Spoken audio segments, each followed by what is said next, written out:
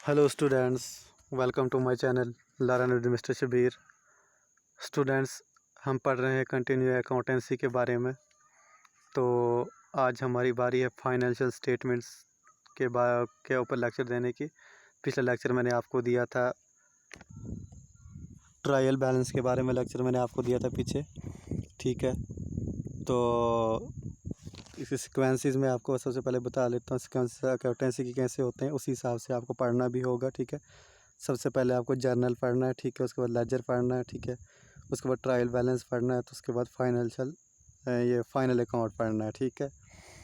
तो जर्नल मैंने अभी आपको लेक्चर नहीं दिया जर्नल के बारे में, लेकिन मैं जल्दी आपको ये लेक्चर प्रोवाइड कर दूंगा।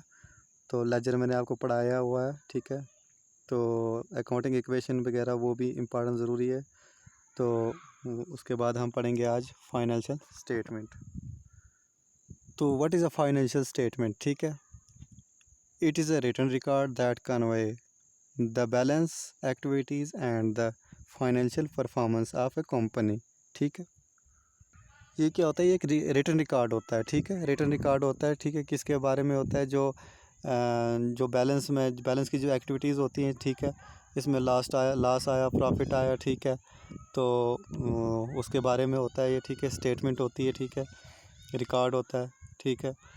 तो या तो फिर इसमें जो फाइनेंशियल परफॉर्मेंस जो कंपनी जो परफॉर्म करती है, ठीक है। तो उसके कंपनी के परफॉर्मेंस के बारे में जो है ये जो फाइनेंशियल स्टेटमेंट जो है ये बनता है, ठीक है। तो दूसरा है, it helps the business to know the profit and loss earned by the company और business during the financial year, ठीक है। तो फाइनेंशियल स्टेटमेंट से हमें बनाने से क्या जो है पता चलता है, ठीक है।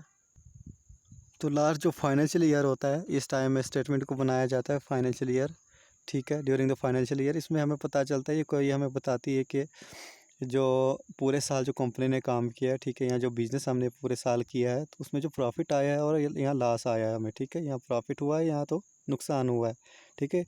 तो इसके बारे में इस स्टेटमेंट से हमें ये स्टेटमेंट होती है प्रॉफिट एंड लॉस के बारे में होती है, ठीक है। तो बिज़नेस का फाइनेंशियल ईयर कब होता है, ठीक है।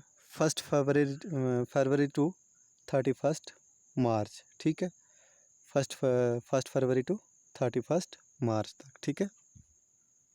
तो फाइनेंशियल स्टेटमेंट्स के जो होते हैं टू पार्ट्स होते हैं, ठीक है। Two parts of a financial statement, ठीक है।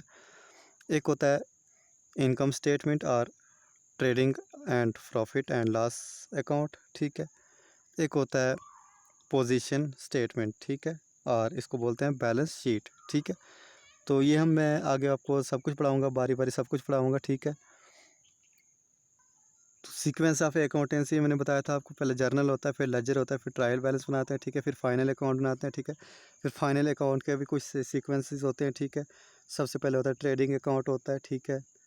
तो उसके बाद प्रॉफिट एंड लॉस अकाउंट होता है, ठीक है। थर्ड होता है इसका बैलेंस शीट होता है, ठीक है। इसको हम कहते हैं पोजीशन स्टेटमेंट भी बोलते हैं, ठीक है। तो ये जो दो हैं, ट्रेडिंग अकाउंट और प्रॉफिट एंड लॉस अकाउंट है, इसको हम इनकम स्टेटमेंट भी बोलते हैं, ठीक है। और जो बैलेंस शीट है इसको हम पोजीशन स्टेटमेंट भी बोलते हैं, ठीक है। तो इसके ऑब्जेक्टिव्स क्या है, फाइनेंशियल स्टेटमेंट के जो है ऑब्जेक्टिव्स क्या है, ठीक है। इसके बारे में हम पढ़ते हैं। सबसे पहले आता है टू नो द प्रॉफिट और लॉस, ठीक है। सबसे पहले ये होता है, ठीक है।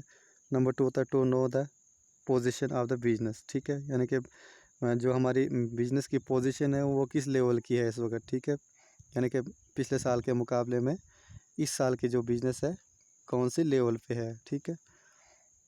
It help in the result comparing, ठीक है। तो रिज़ल्ट जो जैसे पिछले साल का जो रिज़ल्ट था और इस साल का जो रिज़ल्ट है उनके बीच में कंपेयरिंग करने में हेल्प करती है ये वाले स्टेटमेंट, ठीक है। फाइनेंशियल स्टेटमेंट, ठीक है। एक होता है इंट्राफॉर्म, दूसरा होता है एक होता है इंटरफॉर्म, दूसरा होता है इंट्राफॉर्म, ठीक है। तो इंटरफॉर्म क्या होता है कि जो सेम बिजनेस होता है उनके बीच में कंपेरिजन करना, ठीक है। जो सेम बिजनेस होता है, ठीक है।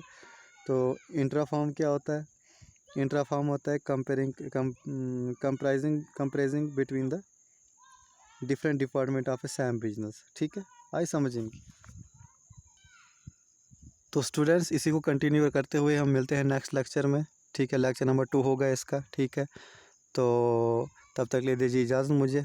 शुक्रिया। मेरे चैनल को सब्सक्राइब भी कीजिए और मेरी वीडियोस को लाइक भी कीजिए एंड अपने फ्रेंड्स के साथ शेयर भी कीजिए।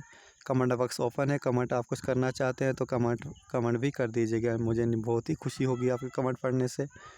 तो तब तक लीजिए इजाज़त, शुक्रिया।